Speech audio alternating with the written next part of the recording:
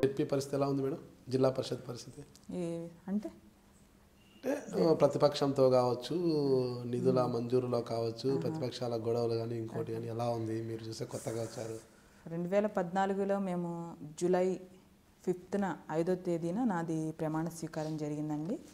ఆ రోజు నుంచి మన పార్టీ టీడీపీ వాళ్ళు బాగా సపోర్ట్ చేస్తున్నారు. 34 మంది మన టీడీపీ సభ్యులు ఉన్నారు జెడ్పీటీసీలు, 23 మంది వైసీపీ వాళ్ళు, 2 కోఆప్షన్ నెంబర్స్తో కలిపి 59 నెంబర్స్ మొత్తం ఉండేది.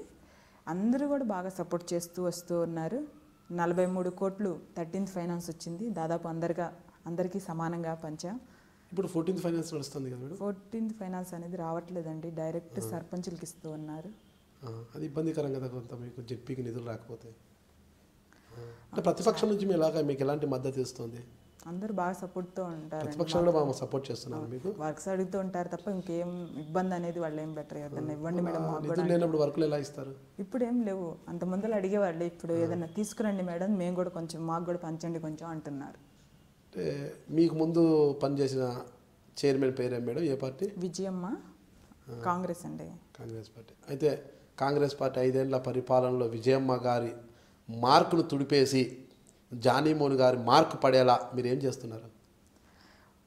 ఏదన్నా అదే వచ్చిన ఫండ్ అయితే మేము దాదాపు బాగా అభివృద్ధి డెవలప్మెంట్ యాక్టివిటీస్ చాలా చేస్తున్నామండి. సీసీ రోడ్స్ చేసాం చాలా వరకు 43 కోట్లతో. అవే కాకుండా general fund yearly 10 to 12 lakhs వరకు వచ్చింది 2 yearsలో. ఈ ఇయర్ అయితే బాగా తగ్గిపోయింది, 5 crores ఉంది.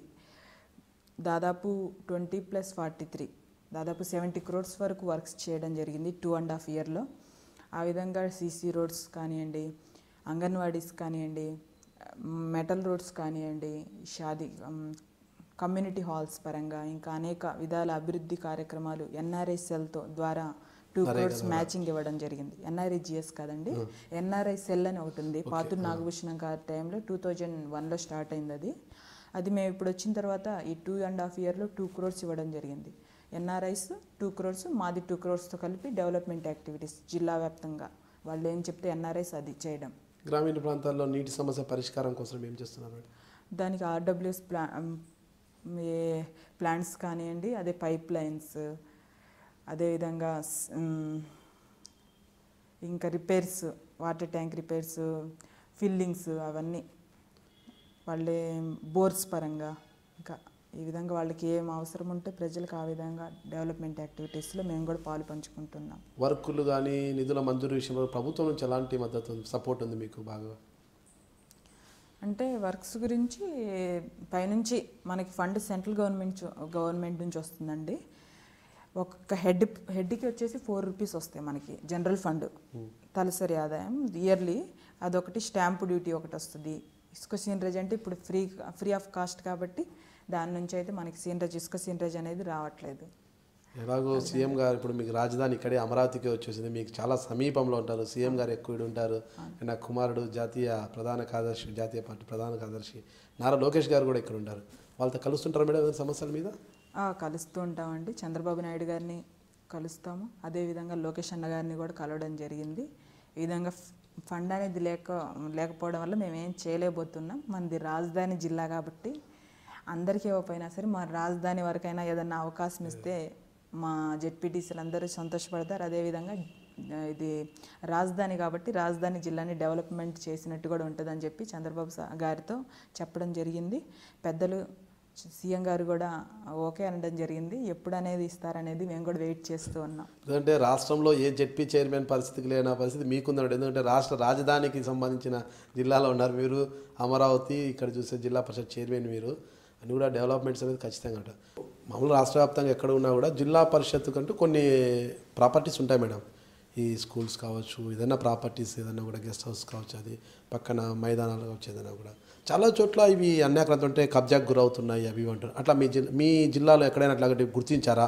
ఇప్పుడు జిల్లా పరిషత్ స్కూల్స్ ఉన్నాయండి, జిల్లా పరిషత్ ప్రాపర్టీని అదంతా కూడా జిల్లా పరిషత్ స్కూల్ అంటే కూడా ఆ మైదాన గ్రౌండ్స్ ఉంటాయి, స్కూల్లో గ్రౌండ్స్ ఉంటాయి, పక్కన ఎవరైనా కొట్టాలు వేసుకోవడం అంటే అవి ఏదంటే వేసుకొని కాలాతీతంగా అవి మళ్ళీ వాళ్ళే కబ్జా చేసుకోవడం, ఇల్లులు కట్టుకోవడం జరుగుతుంటాయి. అలాంటి అన్యాక్రాంతమైనట్టు కానీ ఎవరి చేతిలో కబ్జా అయినట్టు కానీ ఏమైనా గుర్తించి దాన్ని మళ్ళీ జిల్లా పరిషత్ స్వాధీనం చేసుకునే ప్రయత్నాలు ఏమైనా చేస్తున్నారా? ఇది మేము 100 సంవత్సరాల క్రితం జిల్లా పరిషత్కు ఉన్న ఆస్తుల గురించి తీసుకున్నామండి డీటెయిల్స్. దాదాపు 2000 ఎకరాలు జిల్లా వ్యాప్తంగా ఉన్నట్టు మాకు తెలిసింది, స్కూల్స్తో కలిపి.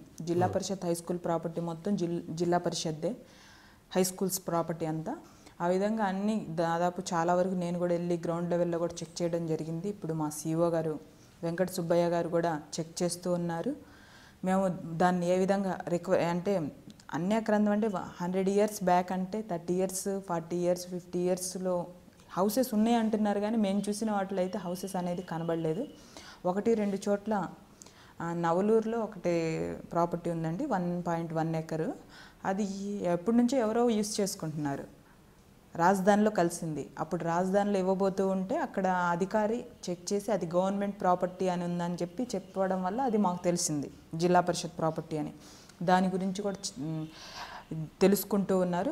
మెయిన్ ఏంటంటే ఇబ్బంది వచ్చింది ఇక్కడ, మనం ప్రాపర్టీ అనేది మనదని తెలుస్తుంది, కాకపోతే మన దగ్గర ఏమి ఉండట్లేదు, ఎవిడెన్స్ ఏం లేదు. అప్పట్లో ఇప్పుడు అప్పట్లో ఏంటంటే పెద్దవాళ్ళు మీరు జెడ్పీకి ఇప్పుడు ఆస్తి రాసేస్తే ఈ విధంగా ఓరక నోటు వరకే ఇచ్చేవాళ్ళంట.